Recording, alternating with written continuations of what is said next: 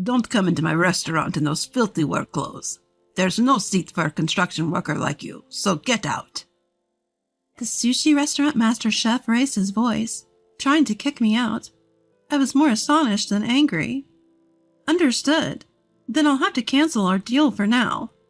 The master chef tilted his head at my words, then glared at me. I don't know what you're talking about, but get out quickly. Apparently, this master chef really didn't realize who I was. As I was about to leave, a certain person entered the restaurant and spoke to the master chef. I saw that person's face and instinctively shook hands. My name is Franny Elwood. I'm working hard every day at Elwood Remodeling Company, which I inherited from my father. I'm still inexperienced, but many customers praise me for being as skillful as my predecessor.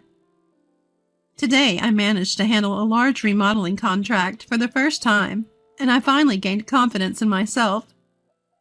Was it tomorrow that you were going to eat at the master chef's restaurant that was recommended by a customer? Yes, but if Dad were here, it would be obvious that I came to check it out. This time, it's a reservation for me alone. When this job is over, you'll treat me to a meal, right? I couldn't help but laugh at my father's hearty laughter. I haven't been able to repay him for all the help he's given me, so it wouldn't be bad to do something like this once in a while. By the way, this customer was referred to me by the person who gave me the large contract the other day. That person was the first customer to entrust me with all the arrangements, so I must have caused some trouble, but he always cheered me up, saying, "A young and energetic girl is good." Since it's a referral from such an important person, I have to work hard this time too. I must provide something satisfactory with even better skills than last time. I had already scheduled a day to give an estimate after taking a consultation from the customer over the phone. However, I have two peculiarities, and I always go to check the place in advance. One of those peculiarities is to see the actual condition of the customers using the restaurant. When it comes to estimates, we talk while sitting, and there may be habits and movement that I don't notice myself. To discern that, I deliberately go to check in advance of the estimate. And the other is not to reveal who I am during the inspection. If you're conscious of being watched, you cannot move naturally as usual. You would be nervous and you might try to move efficiently. From my perspective, wanting to repose by looking at the natural body, such small changes in movement were fatal. These 2 points make it very important for me to check in advance. Tomorrow is finally the important day for the inspection. I have consultations about remodeling from the other customers tomorrow, but I have left everything else to my father, except for one appointment. Since the restaurant reservation time is late, I should have plenty of time. I've heard that he's a skilled master chef from the customer who introduced me, and I can't wait. I haven't eaten sushi in a long time, and I was so happy that I was humming while working hard with the hand plane.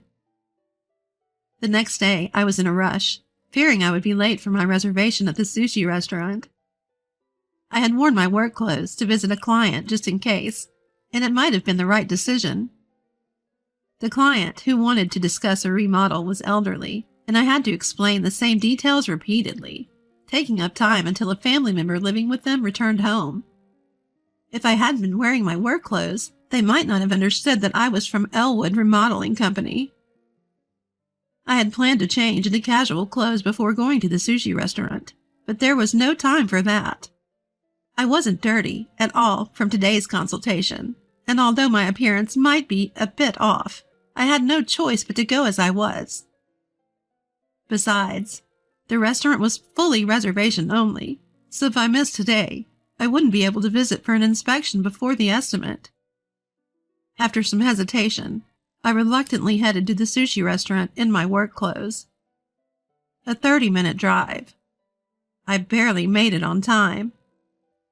Opening the door to the restaurant, a female staff member noticed me with the sound of the bell on the door and was about to guide me when Master Chef's loud voice echoed through the restaurant. Hey, don't bother showing her in. The female staff looked surprised, her eyes wide, glancing back and forth between my face and the master chef's. I was also confused, not understanding why he suddenly spoke to me that way. "Excuse me, I'm on time for my reservation. Is there any problem?" Without even looking at me, the master chef opened his mouth. Don't come into my restaurant in those filthy work clothes. It'll ruin the reputation of the place. I admit it was wrong of me not to change out of my work clothes, but I didn't do anything dirty at work today, and there's no dress code here. Before I could finish, the master chef glared at me and snapped. Excuses won't help. We don't have seats for construction workers here. You'll bother the other customers, so get out of my restaurant. The master chef's rude words and snorting laughter made me angry.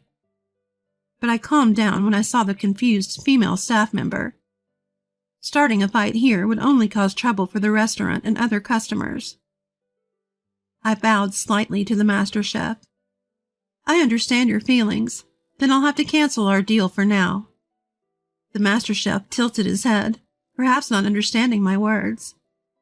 He must be quite unintelligent, looking down on customers based on their profession. With a gesture, as if shooing away a bug, the master chef waved his hand. Don't waste time talking nonsense, and you, don't just stand there. Get her out quickly. The female staff member's shoulders shook, surprised by the sudden shift of blame. Seeing her face about to cry, I felt sorry for her and handed her a handkerchief from my bag. From what I could see, the master chef's intimidating behavior might be a daily occurrence. I was utterly disgusted and reached for the door to leave. Sorry, dear customers. I apologize for letting an unpleasant pest into your sight and ruining your mood. The pest control is over, so now please enjoy yourselves. My anger reached its peak at the master chef's triumphant laughter, and I turned around to face when I heard a voice from behind. Oh, you are. I turned to find Marginson, the first client I had ever handled. Sensing the strange atmosphere in the restaurant, Marginson asked if something had happened. Before I could answer, the master chef hurried over. Sir, I'm sorry if I caused any inconvenience. There's nothing wrong. Besides, this customer is about to leave. Come, please have a seat here. Wait, is Marginson your mentor? Master chef? I was surprised when the master chef referred to Marginson as his mentor. Marginson nodded affirmatively to my question. Yes, that's right. This guy was incredibly slow to learn. It took a lot of effort to make him competent. Well, now he's running his own restaurant. My proud protege. Marginson laughed, and the master chef joined in with a forced smile. It seemed Marginson was unaware of the master chef's true nature. While he acted humbly towards his master, Marginson, it appeared that the sense of liberation from becoming independent had led him to adopt a careless attitude towards his customers. By the way, I'm the one who introduced her to your shop. Thanks to your remodeling, our work efficiency has improved significantly. And we're getting more compliments from the customers about the beautiful counter. Thanks for the great work. Marginson takes my hand and shakes it, expressing his gratitude. I shake Marginson's hand back, feeling a bit shy. The master chef watches us with a pale face. Wait a minute. Who is this girl? The master chef's words made Marginson frown. What do you mean by this girl? This person has helped me a lot. Didn't I just introduce you to this shop the other day? Isn't that why you came here today for a meeting? About that, as of now, I have no dealings with this shop. Wait, why? Marginson is shocked by my words and raises his voice. He must not have expected this turn of events and wants to know why I stopped the transaction. That is, I'll discuss it with this person later, so don't worry, master. Please take a seat over here. The master chef, finally realizing the gravity of the situation, tries to interrupt me, looking quite flustered. He makes a fuss, trying to pull Marginson away from me and guide him to his seat. I laughed inside at the master chef's desperate behavior as I explained to Marginson what happened earlier. Like I told Marginson, I took the request over the phone, so he probably didn't know I'm the daughter of Elwood Remodeling Company. But it's my fault for coming in work clothes. I see. And then? I thought that if I got involved with this shop, it might lead to big problems later on, so I decided to decline this time.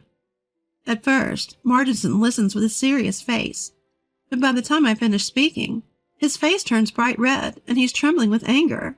The master chef watches Marginson's reaction, his face turning pale, and he breaks into a cold sweat. No way, dear customer. It seems there's been a misunderstanding because of my poor explanation. Of course we have a seat ready for you. Please have a seat. The master chef's desperate excuses are in vain, and Marginson heads silently towards the exit. The master chef with his large frame runs after Marginson, causing dust to fly, and I end up coughing. The master chef continues to try to calm Marginson's anger, but Marginson ignores him completely. After a few minutes of trying to appease him, Marginson finally speaks. The master chef brightened his face, thinking he would be forgiven. But the words from Marginson were cruel to him. Don't ever call me your mentor again. If people think you're my protege, it'll ruin my reputation. I introduced you to someone special who helped me because you were struggling with changing the interior of your shop. Now I feel humiliated and terrible. With a cold expression, Marginson spoke, and the master chef seemed to freeze. His movements completely stopped. He had been desperately apologizing, but of course Marginson wouldn't forgive him. Pushing aside the master chef who was blocking the door, Marginson left the shop. I didn't want to stay any longer, so I followed Marginson. On my way out, I let out the words I had been holding back. You only apologized to Marginson and never said sorry to me. You even acted like I misunderstood everything on my own. Instead of changing the interior of the shop, you should fix your personality first. My final words left the master chef utterly dejected, and he collapsed to his knees. I handed a little money to the female waitress as an apology for the commotion and finally left the shop. I had planned to indulge myself at the restaurant today, but my mood was ruined, so I decided to eat a lot at a cheaper place. I wanted to eat heartily rather than dine elegantly. I also told my father the name of the place we were going to and called him over. He seemed suspicious at the quick contact, but the moment he saw my face, he seemed to understand the situation. It can't be helped. Today's on me, he said, putting his arm around me and cheerfully patting my back. After we had eaten enough, my father asked what had happened.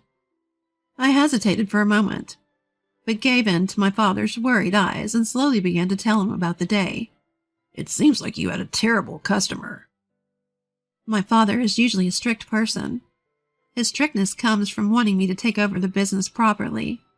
I've even been scolded at work for complaining, so being treated this kindly was a first for me, and I felt tears welling up. But that master chef, if he picks a fight with Marginson, he won't survive. What? Is he that great of a person? Of course, his protege has opened many famous shops. Marginson's own restaurant is a place where celebrities sneak in, and you can't underestimate his influence in the industry. I was astonished, not knowing that Marginson was such an important person. I had thought he was no ordinary person, but I never expected him to be such a big shot. If you anger him, you might be shunned in the industry. The life of that shop might be short-lived. Hearing those words, I thought the master chef was just unlucky, and I felt relieved that I had made the right decision to break off the deal at that time. A little while later, I heard from Marginson that the master chef's restaurant had gone out of business. Apparently, a customer who was present that day was furious and posted a video on social media of the master chef ridiculing me. The customer was in the middle of an important business dinner, and the other party was from a construction company. He posted the video with a caption saying, "My credibility plummeted for choosing such an unpleasant restaurant. and it went viral. People who saw the video identified the Master Chef's restaurant, and it spread further, with critical comments piling up in the reviews. Furthermore, the female waitress from that time apparently sued the Master Chef for harassment. It seemed my intuition was right, and she had been treated terribly all along. On top of that, once people in the industry heard that Marginson had cut ties with the Master Chef, they stayed away, and the Master Chef was forced to close down crying. All that was left for the Master Chef was compensation for harassment. Even if he wanted to restart in the same industry, regaining lost trust would not be easy. Marginson said he would overlook it if I forgave the Master Chef, but since there was still no apology, I politely declined. Given the situation, the Master Chef might come yelling that it's my fault before even apologizing. Well, if that happens, I'll just chase them away with the body I've built through daily workouts. As for me, since the work clothes I wore that day had the name of my shop on them, I received a series of consultation calls. People were impressed with how I carefully assessed customers and committed to my work. While the Master Chef was driven to ruin, that video turned out to be a blessing for me. Thanks to the video, my schedule is booked for several months ahead. With the increased income from the additional requests, I plan to take my father out for a meal this time.